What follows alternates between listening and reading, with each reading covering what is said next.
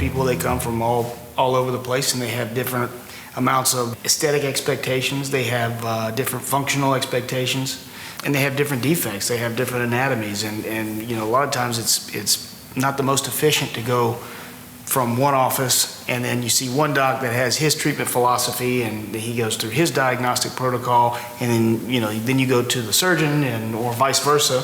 Having it all under one roof really kind of streamlines the process, and not only just streamlines it, but so you're doing things better and faster at the same time. In addition, doing these types of procedures is something that we all truly enjoy, and therefore we're always seeking to do better and better work, staying up to date with the latest technology.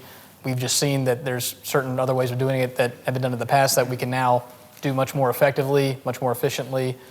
We all enjoy working with each other to provide the best care that we can for our patients in our community.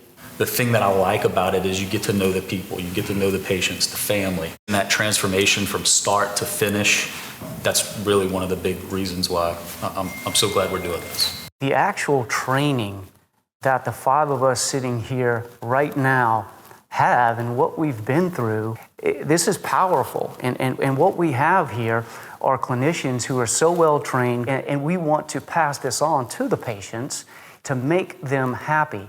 And it's not just if all you have is a hammer, everything looks like a nail.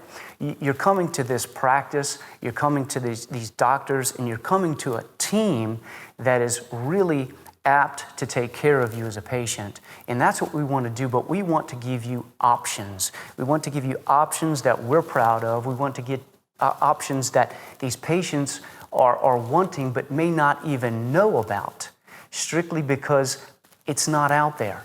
And there's way too much confusion amongst the mass marketing. So that's what we're here doing today.